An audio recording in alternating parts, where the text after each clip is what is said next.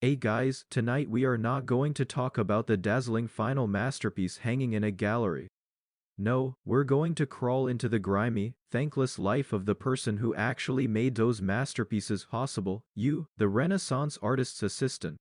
We're stepping back into Florence or Rome around the year 1500, and you've just been shoved into a demanding new life, locked into a multi-year apprenticeship contract that promises more pain than glory. Imagine the scene: you trudge through the narrow, sewage-stained streets of the city, your cheap leather boots scraping the cobblestones. You feel the damp, cold air seeping into your thin tunic. Your stomach rumbles because the bowl of watery porridge you had this morning is long gone. You stop before the imposing stone facade of a bottega, the workshop and home of your master. This man, a minor celebrity in the city, whose name might one day be remembered, holds your entire future in his rough, paint-stained hands. You're not here to instantly pick up a brush and paint the Last Supper. You're here to be a human mule, a cleaner, a chef, and maybe eventually, a painter. It's an exhausting life of manual labor, early mornings, and constant scrutiny, and honestly, you probably won't survive the first 6 months without some deep regrets about your career choice. The truth is, the romance of the Renaissance fades fast when you have to clean up after your maestro. So, before you get comfortable, take a moment to like the video and subscribe it only if you genuinely enjoy what I do here. Tell me, are you listening to this in the middle of a bustling city or somewhere quiet? And what time is it for you right now? Comment your location and local time below. Now, dim the lights, maybe turn on a fan for that soft background hum, and let's ease into tonight's journey together. You lift your fist and rap on the heavy wooden door, the sound swallowed by the thick oak. A moment later, it creaks open, and a sharp-eyed senior apprentice shooted a few years older than you, but impossibly intimidates you inside with a silent, dismissive wave. The first thing that hits you is the smell. It's not the clean, airy scent of a modern art supply store. No, it's a chaotic mix of turpentine and linseed oil, sickly sweet base later with the acrid, metallic tang of drying urine used as a binding agent, of course, the stale stench of sweat, and the faint but pervasive stink of the master's goat or pig, which often share the ground floor. You are in the master's door, and you've just stepped across the threshold of a new life where you own nothing, not even your time. Your master, a burly man with hands stained an unsettling shade of deep red from years of grinding ochre, barely glances up from the clay model he's working on. He points a finger at a corner near the back piled high with drying goat skins. That's your space. That's where you sleep. That's where you keep your meager belongings. Your official title, legally bound by the contract your nervous father signed, is garzon, or shop boy. It's the lowest rung, lower than the intermediate apprentices, and miles below the journeymen who are paid, however poorly, for their work. Your work, for the first year, is basically free labor in exchange for room, board, and the mere privilege of being near the master. You quickly learn that everything the master creates, from a small preparatory sketch to a towering religious fresco, is a complicated, multi-step process, and you, the garzon, are responsible for the first, hardest steps. You spend the rest of that first day being bossed around by the older apprentices. Sweep this sawdust. Haul this massive block of marble over there and mind that it weighs twice what you do. Go fetch a flagon of cheap wine from the tavern and don't take a sip, or you'll be sleeping outside. The master's temper, you quickly discover, is as volatile as the turpentine. A clumsy move, a spilled wash of ink, or a moment of daydreaming earns you a quick, painful smack across the ear, or worse, the loss of your already small dinner portion. Your dreams of becoming the next Leonardo vanish beneath a mountain of chores. The whole setup is less an art school and more a grueling monastic order, where the only divinity is the master's artistic vision, and you are the perpetually penitent servant. One mainstream historical fact is that the Renaissance workshop was a true family business. Almost every part of the artwork, including the frame, the application of gold leaf, and often entire sections of background painting, was delegated to specialized assistants. The master generally only painted the most important parts, like the faces and hands of the main subjects, or the final glazes. If you saw a painting by Raphael, you were really seeing the work of Raphael and about 4 to 10 other people. That division of labor meant the workshop was an economic powerhouse, not just a place to learn. As you slowly move up the hierarchy, graduating from perpetually grinding ochre to mixing simple glazes, you encounter the serious, often morbid, side of your education, a lesson in anatomy. To paint the human body with the realistic grace and power the Renaissance demanded, you had to understand what lay underneath the skin. And this meant getting very, very close to the recently deceased. For the master, the study of anatomy wasn't a philosophical pursuit, it was a professional necessity. Patrons expected lifelike, dynamic figures, not stiff, stylized dolls. Your training involves meticulous drawing. Initially, you draw plaster casts of classical statues, learning the superficial shapes. But that's not enough.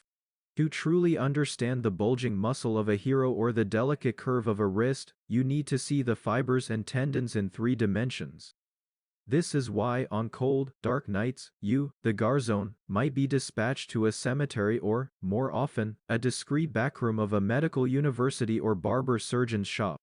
Your job is to assist the master or a senior apprentice in the clandestine practice of dissection.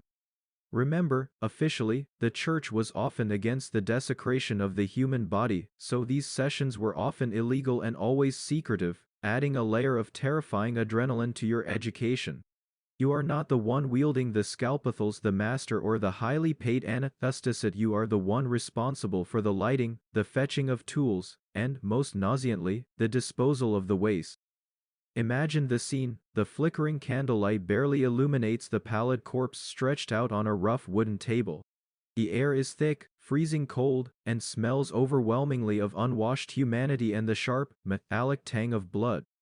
You have to steady your nerves and your stomach as the master meticulously peels back the skin, revealing the intricate tapestry of muscle groups and the white cords of tendons. You draw frantically on your piece of prepared parchment, trying to capture the subtle tension of the trapezius or the complex folding of the peritoneum before the body decomposes too far, or before the authorities catch you.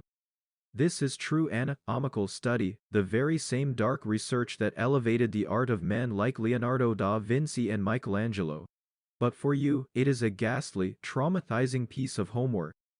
It's far less glamorous than it sounds in the history books. Here's a mainstream historical fact: the Renaissance saw a huge explosion in anatomical knowledge, largely driven by artists. Masters like Leonardo performed dozens of dissections, filling volumes with incredibly accurate drawings of the human body that were centuries ahead of their time. They were doing this not out of purely medical curiosity, but to make their painted figures more believable and muscularly perfect. This intense anatomical focus often gave rise to a quirky fringe tidbit: Renaissance artists developed an obsession with the skinless figure, or ekirche.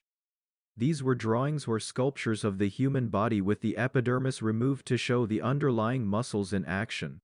This style became so popular that apprentices like you were expected to memorize the entire muscular system, not just the names, but how each muscle contracted and stretched during specific movements, like throwing a spear or turning the head. You are expected to hold these complex biological maps in your head. Historians still argue whether the Renaissance emphasis on anatomical realism was a breakthrough in humanistic thought celebrating the perfection of man, or whether it simply created an impossible, idealized standard for figure painting that moved art further away from emotional or spiritual expression. For you, the garzone freezing next to a dissected cadaver, it's mostly a lesson in how much detail you have to cram into a single drawing before the morning light catches you and the smell of the morgue clings to your clothes for the rest of the day. You leave with your stomach churning, but your drawings are dense with a knowledge few other people in the city possess. After the intense precision of grinding pigments and the anxiety of handling ultramarine, you are often sent back down the social ladder to manage the chore of cleaning.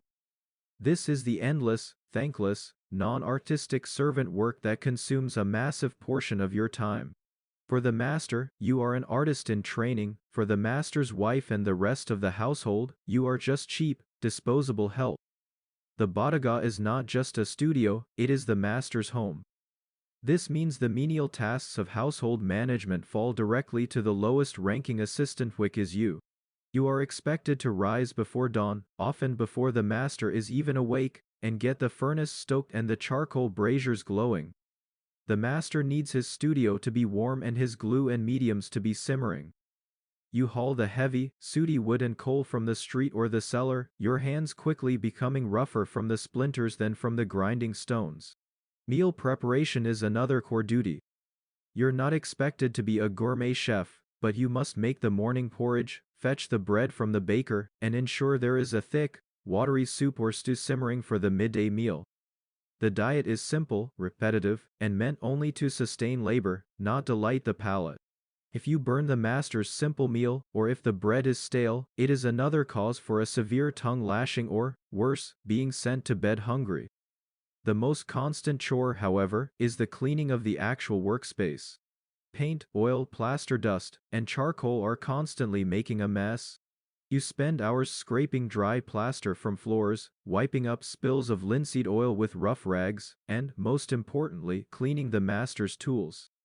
His brushes are precious, often made of fine sable or carefully shaped boar bristles, and if you fail to clean the paint entirely from the ferrule, ruining the shape of the brush, you can expect swift and painful retribution. You also clean the palettes, the mixing bowls, the pestle brusting and rinsing until the last speck of color is gone, ready for the next day's grime. But the chores often extend beyond the studio itself. The master might own a horse or a mule for transport, and who do you think gets to muck out the stable? You. Who gets to fetch fresh, clean water from the public well, hauling heavy buckets back to the studio? You. These tasks fiscally demanding and far removed from the intellectual pursuit of art are designed to build discipline, yes, but also to ensure that the master and the senior apprentices never have to worry about anything but their painting. You are the invisible infrastructure of their genius. Here's a mainstream historical fact: the apprenticeship system, spanning trades from goldsmiths to painters, served as the primary mechanism for social welfare and skill transfer in Renaissance cities. The master was required by law to provide food, housing, and training, and the apprentice was legally obligated to provide labor and obedience. This was a structured, binding contract that governed daily life, ensuring a reliable workforce at the lowest possible cost. The need for constant cleaning and maintenance brings up a quirky fringe tidbit. Renaissance artists frequently utilized a highly toxic substance known as aqua fortis strong water, which was crude nitric acid primarily for etching and sometimes for cleaning stubborn paint residue from stone palettes. Handling this powerful, corrosive chemical was another highly dangerous, unglamorous job that fell to the lowest assistants. Imagine pouring a dangerously volatile acid, trying not to breathe the fumes, just to clean a paint palette. Historians still argue whether the relentless focus on labor and menial tasks during the early apprenticeship years was actually beneficial for the development of artistic maturity. Did the early focus on physical work and material preparation give Renaissance masters an unparalleled understanding of their tools, pigments, and processes that modern artists, who buy everything ready-made, often lack? Or did it simply waste years of potential creative development, exhausting the future artist with chores? As you lug another bucket of water up the winding staircase, all you know is that your arms are burning, and the next 2 hours are dedicated to scrubbing grime, not drawing nudes. You've survived. The grueling years of your apprenticeship have finally culminated, and you stand before a partially completed, full-scale work that you have been allowed to execute largely by yourself, a decorative panel or a minor religious scene. This is your moment. You're the final brushstroke, a quiet realization of how far you've come, contrasting the immense struggle with the small, earned success of a skill finally mastered. You dip your fine sable brush into a mixture of linseed oil and a glaze of earth-toned brown, the subtle, deep color you labored to grind, purify, and mix years ago. Your hand, once raw and clumsy, now moves with the practiced, almost unconscious confidence of a master craftsman. You are applying the final pigments, the small, perfecting adjustments to the work. As the brush meets the surface, you notice something profound. You are not thinking about the technique anymore. The complex rules of perspective, the memory of human anatomy, the chemical knowledge of how this glaze will interact with the paint layers beneath it, all of it is internalized. The skill has moved from your brain to your muscle memory. This moment is about more than just the painting, it's about the transformation of you. You are no longer just the garzone who cleaned the master's stable and slept on a pile of straw. You are a trained artisan, capable of executing complex work that the vast majority of the population could never attempt. You recall the endless hours of grinding the pigment at a high-woe crocodile dung sunscreen. Though thankfully you never had to use that particular ingredient for paint, you certainly remember the late white that gave you stomach cramps. You endured the master's terrifying temper and the patron's judgmental gaze. Every trial, every harsh lesson, every late night, furtive sketch with your stolen chalk has contributed to the perfect confidence of this final, delicate stroke. The color settles perfectly, creating the subtle depth and shadow the master would approve of. It is an echo of his style, yes, but there's a flicker of your own voice in it now, a slightly different touch on the light, a personal preference for a certain shade of green. You realize that true mastery is not just about imitation, it is about reaching such a high level of technical fluency that your own subtle genius can finally shine through the inherited style. You've earned the right to have a style of your own. A mainstream historical fact is that many Renaissance artists, upon completing their apprenticeship, still did not immediately set up their own workshops. Instead, they often spent several years as journeymen, traveling to other Italian cities or even across the Alps. This time, called the Wanderjahr, was crucial for expanding their artistic vocabulary beyond their own master's limitations, seeing new works, and establishing new contacts. This movement of skilled workers was vital to the cross-pollination of Renaissance styles across Europe. This reflective moment of success also holds a quirky fringe tidbit. Renaissance painters sometimes incorporated tiny, symbolic self-portraits into their works, a face peering out from the background crowd, or a small reflection in a piece of armor. As you finish your piece, you consider placing a small, nearly invisible signature mark, a tiny symbol that is only yours, a quiet rebellion against the anonymity of the workshop. It's a secret celebration of your impending freedom. Historians still argue whether the Renaissance workshop system, in its totality of grueling labor, intense instruction, and restrictive contracts, was the only way to produce artists of such sustained technical brilliance, or if the resulting works are simply beautiful monuments built upon the exploitation of ambitious, young labor. You set your brush down, feeling the heavy stillness of the finished piece, a monument to your persistence. You might be exhausted, but you are finally, truly, ready to move on. The long, shadowy life of the assistant is over. Word count, 1008, and the air in the studio begins to soften now. The scent of linseed oil and turpentine, which once felt so sharp and aggressive, is fading into a subtle, almost comforting, background note. The sounds of the city, too, are mellowing. Clang of the metalsmith, the distant shouts of the street vendors, they all seem to recede, becoming a gentle, ambient hush outside the thick stone walls. You can let the tension from the long, difficult day go. The years of scrubbing, hauling, and silently striving are now tucked away into the past, simply part of the foundation that makes you who you are now. You've worked hard. You've earned this rest. You can allow the images of the master's stern face, the anxiety of the ultramarine, and the cold hard floor to simply dissolve, melting away like wax in the candlelight. Close your eyes now. The Renaissance city is sleeping, and you can drift away with it, leaving the smells and the stress behind. Just breathe in slowly, deeply, and let the quiet, dark corners of your mind soften and blur. The struggle is done. Just the peace of the night remains. End of script. Sweet dreams. Your struggle for artistic identity is constantly undermined by the master's reliance on you for what can only be described as the forgery game. As a trusted assistant who has spent years meticulously absorbing the master's style, color recipes, and brushwork, you become an incredibly skilled art photocopier. Your role here is to produce authentic-looking work that may, in fact, be sold as the master's own, particularly to less discerning or provincial clients.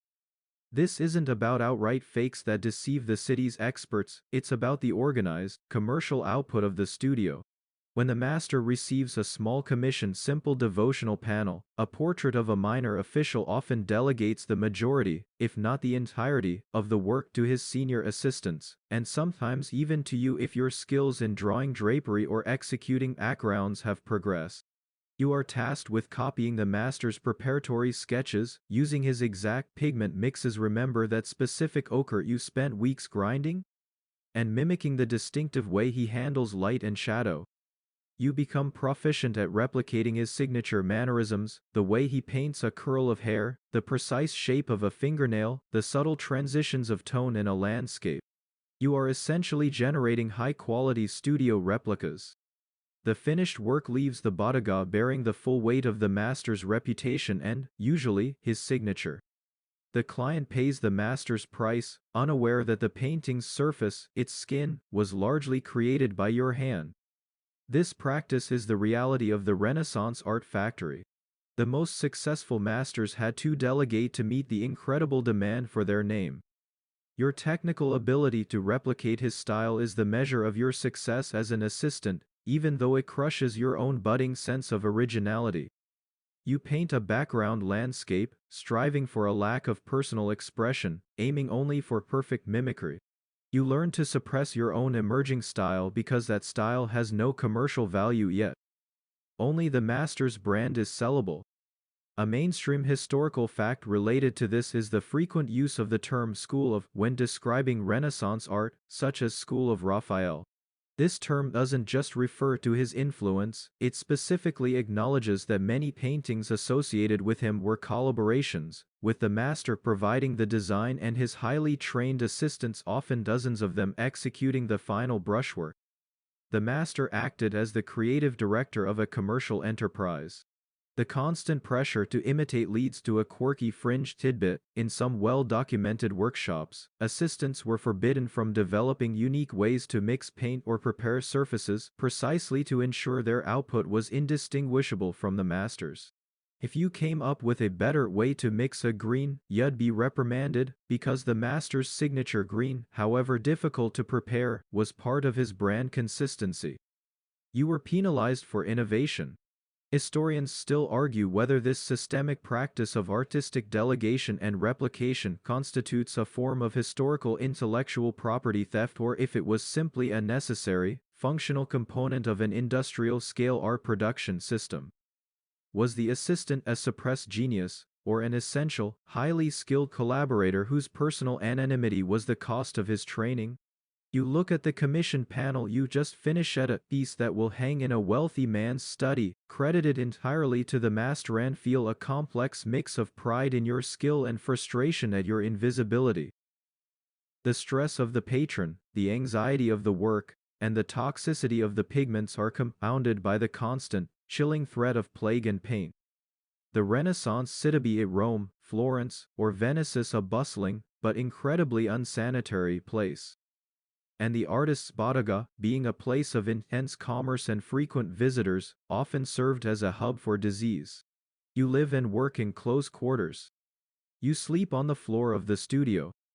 You share meals and drink from communal vessels with the master, the senior apprentices, and often, the master's entire family. This tight-knit, crowded living arrangement is a perfect breeding ground for illness. The common threats are relentless: fevers, influenza, various forms of stomach complaints from the poor water and food, and the dreaded bubonic plague. When the plague, or la mortnera, the Black Death, sweeps through the cities, it does with frightening regularity, grinds to a halt. People lock themselves indoors, and the streets are cleared except for carts hauling the dead. Your master, driven by fear and the value of his own life, might retreat to a country villa, taking only his most senior and trusted assistants. You, the lowest on the ladder, are sometimes left behind to guard the valuable materials, or worse, forced to continue working on a piece that must be delivered to a quarantined patron. Even in quieter times, the lack of basic sanitation is a constant danger. Remember the smells of the studio? The stench of the open cesspits outside, the unwashed bodies, the animal waste from the master's mule? All of this contributes to a volatile health environment. A simple cut from a sharp tool worn when carving wood panels or preparing plaster can quickly become infected in this environment, turning into a festering wound that threatens your hand and, potentially, your life. You have no doctor, save for the occasional, expensive visit from an itinerant barber surgeon who is more likely to bleed you than cure you. A key point of danger is that toxic dust we talked about. You spend your days grinding powders containing arsenic, lead, and mercury.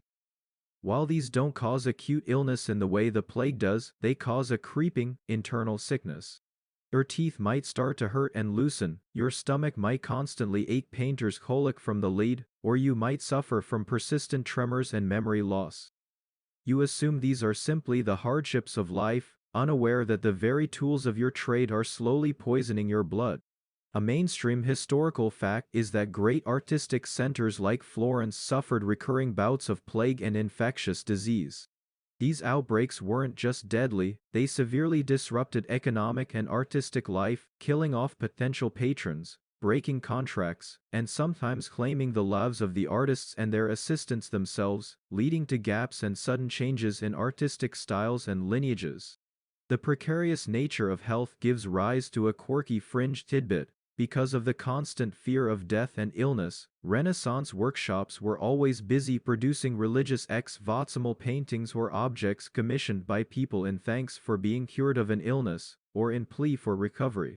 As an assistant, you'd spend time painting dozens of these small, quick panels depicting a healed limb or a saint intervening in a fever, essentially turning the bottega into a specialized factory for health-related religious art. Historians still argue whether the omnipresent threat of death in the Renaissance plague, violence, or poor sanitation heightened the spiritual intensity and dramatic realism found in the era's religious art. Did the artists, knowing they might die tomorrow, paint with a heightened sense of urgency and emotional depth? Or did this constant stress simply make life brutish and short? You cough, tasting the acrid dust in the back of your throat, and realize that surviving the plague is only half the battle, surviving the paint is the other.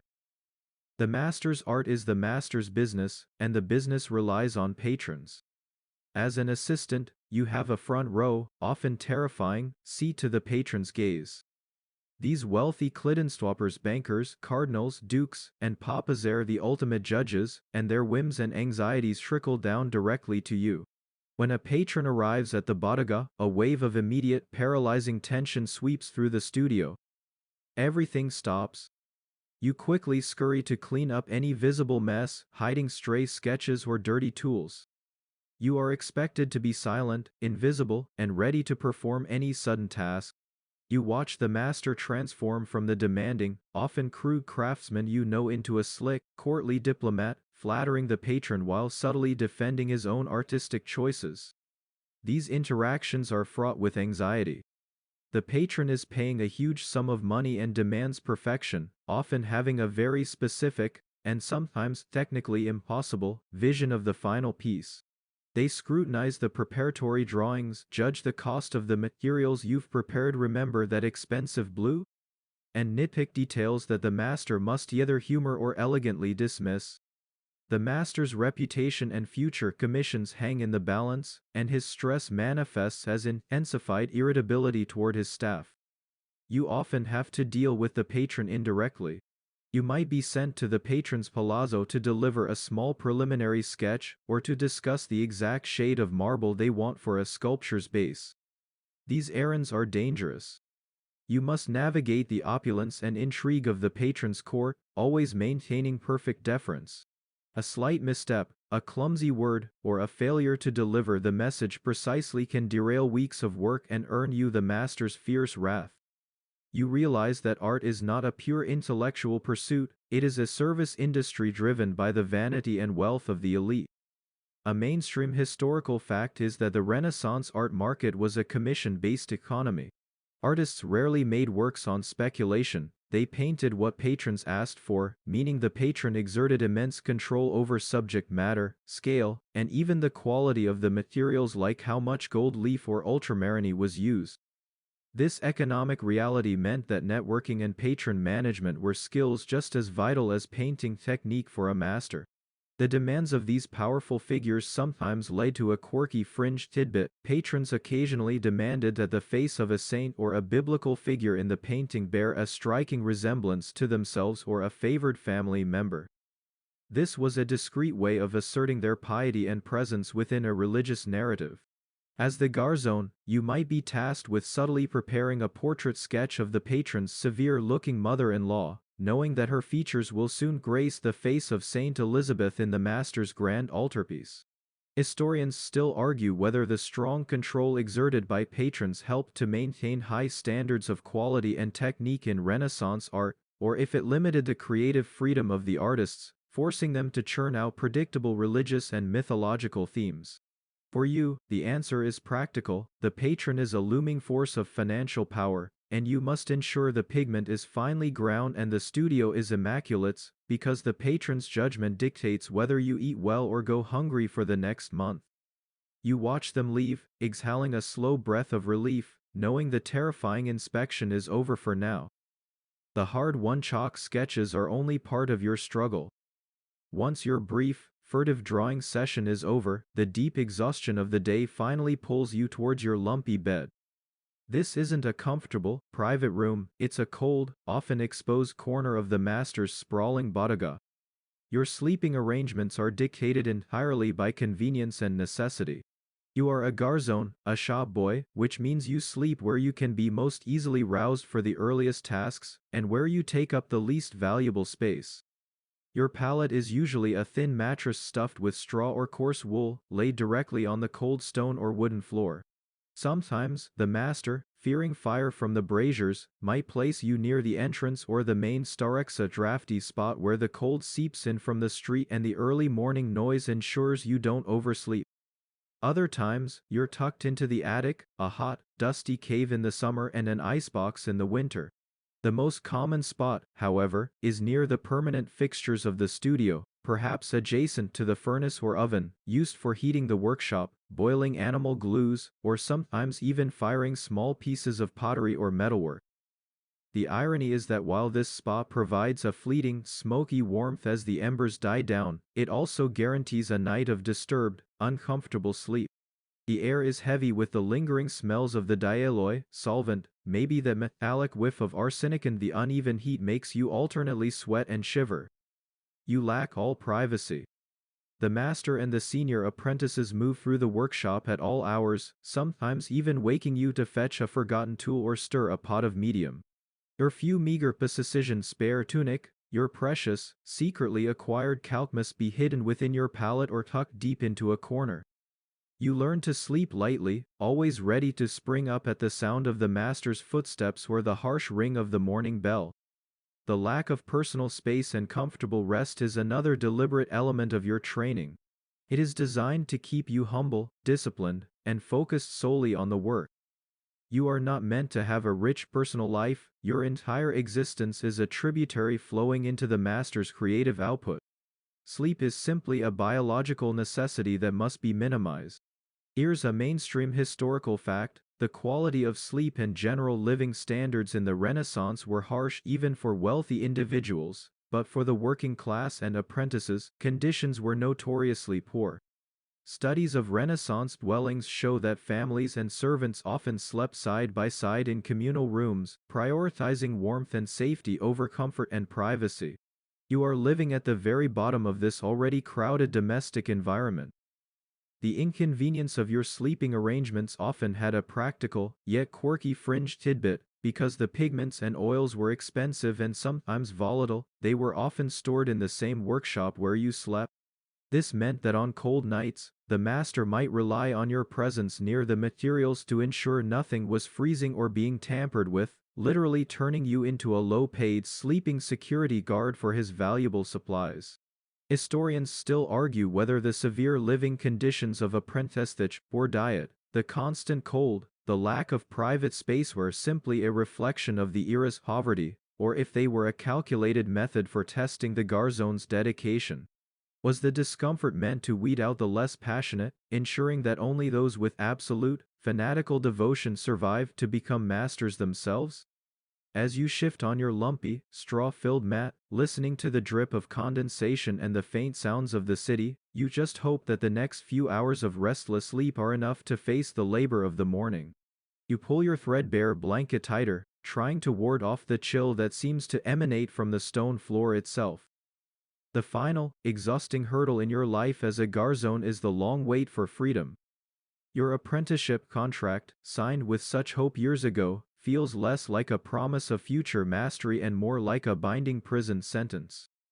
The years crawl by, marked by the changing seasons and the slow accumulation of skills, but the end date remains stubbornly distant. The contract is structured to benefit the master. He receives years of your cheapest, most intense labor, during which you are entirely dependent on him. The promise is that at the end of the term, often 7 to 10 years, sometimes Longero will graduate to the status of a journeyman or compungo.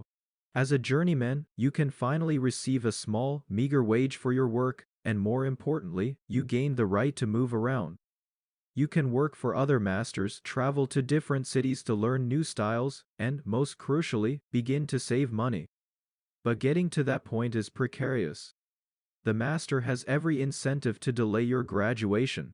If you are a particularly useful or skilled assistant stipulus good at, say, mixing that expensive ultramarine or copying his drapery style perfect light, will find reasons to keep you tied to the bodega. He might claim your skills are not yet complete, or that you still owe time for a perceived breach of conduct years ago. The contract can be interpreted flexibly to ensure his retention of cheap, high-quality labor. You watch as slightly older apprentices, whose contracts are nearly finished, negotiate fiercely with the master. They often have to produce a masterpiece or proof piece, a work of art of exceptional quality, to demonstrate their readiness. You realize your freedom isn't automatically granted, it must be earned, demanded, and proved. The pressure to execute a perfect piece, after years of imitating someone else's style, is immense. It must be technically flawless, demonstrate mastery of all materials, and yet, somehow, remain subtly within the established aesthetic of the workshop that trained you. A mainstream historical fact is that the guild system, professional organizations that govern trade, strictly controlled the progression from apprentice to journeyman to master. To become a full master and open your own workshop, you needed not only exceptional skill and a masterpiece but also a significant amount of money to pay the guild fees, set up your own bodega, and perhaps even buy the freedom of your own future apprentices. The financial barrier was often the most restrictive part of achieving full independence. This prolonged period of servitude creates a complex professional relationship that leads to a quirky fringe tidbit. Some apprentices, upon finally gaining freedom, were so deeply imprinted with the master's style that they could never entirely break away from it. Their independent work would forever look like an echo of their training, leading to a kind of artistic Stockholm syndrome where the master's voice was permanently louder than their own. Conversely, some great masters were known for deliberately sabotaging the final test of a highly talented apprentice, fearing that they would become too powerful a competitor. Historians still argue whether the longevity and rigor of the apprenticeship system led to a higher overall standard of technical excellence in the Renaissance than in later periods, or if it simply prevented many lesser-known but talented artists from ever reaching the level of recognition they deserve due to the stifling financial and hierarchical barriers. As you count the remaining months of your contract, you know that the long wait is almost over. You cling to the vision of your own independent sign hanging outside your own little studio place where you, and only you, dictate the color, the composition, and the time. The endless chores and the back-breaking grind of official duties leave you physically exhausted, but the spirit of the artist refuses to die. Once the master and the senior apprentices have retired their bellies full, their palates warm, you finally get your chance to practice. But you are still a pauper, which means you have to engage in the black market of chalk. The master provides the expensive, large-scale material vast canvases, the fine wood panels, the costly pigments. They are his property and essential to his business. But he provides nothing for your personal development, no resources for your own sketches. To practice, you need the most basic, cheapest materials, a few sheets of rough paper, a stick of charcoal, or a small block of chalk. and acquiring these essentials often involves a degree of scrounging, bartering, and outright petty theft. You become an expert scavenger. You prowl the studio, looking for discarded scraps of parchment that haven't been too badly stained with oil. You collect the burnt, broken ends of charcoal sticks used for preliminary sketches.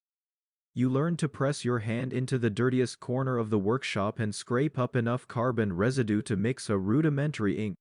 Your private studio is often the floor of the workroom, lit by the fading embers of the furnace or a tiny, sputtering oil lamp that you have to tend meticulously so the flame doesn't consume your precious oil supply. Sometimes, you have to venture outside. You might trade a small, non-essential service serving an errand for the baker sweeping the steps of the tavern owner in exchange for a few coins that immediately go toward a tiny block of imported pure black chalk, or the fine red chalk from Italy, which is essential for practicing figure studies. This chalk is your most treasured possession. It is the tangible link between your current drudgery and your future ambition. You guard it fiercely, hiding it in the folds of your tunic or beneath your sleeping mat, knowing that if the master finds you spending time on your own independent work, he might punish you for wasting time that belongs to him. This private practice is where you truly start to absorb the lessons from the anatomy sessions and the complex perspective rules you've observed the Giovanni practicing. You draw everything: the master's sleeping profile, the curve of a worn wooden chair, the intricate folds of discarded drapery. You work obsessively, driven by the fear that if you don't use this precious, stolen time, your chance to elevate yourself will pass forever. A mainstream historical fact is that drawing was the absolute cornerstone of Renaissance artistic training. It was the fundamental skill upon which painting, sculpture, and architecture were built. Academies, when they finally emerged later, emphasized drawing from the model and from antiquity above all else. For you, the apprentice, the pencil and paper or chalk and parchment were your ticket out, the only things that promised to turn you from a manual laborer into an intellectual artist. This scrounging for materials introduces a quirky fringe tidbit: apprentices often made their own drawing instruments. They'd sharpen reeds into fine pens for ink studies or whittle down pieces of willow wood, burning them in the furnace until they achieved the perfect softness for charcoal. In fact, many of the earliest, most expressive sketches we have from Renaissance artists were made on whatever was cheap and available, using homemade tools, illustrating the intense dedication fueled by necessity. Historians still argue whether the struggle for materials and the forced secrecy of this private practice actually made Renaissance artists better. Did the limited resources force greater economy of line, demanding that every stroke count, thereby forging a sharper, more efficient drawing style than if you had unlimited access to supplies? Or was it simply a cruel barrier that unfairly prevented many talented individuals from ever reaching their potential? As you carefully sketch a 400 foot by the dim light, you just hope that this tiny block of chalk is enough to carry you through to the next year of your servitude.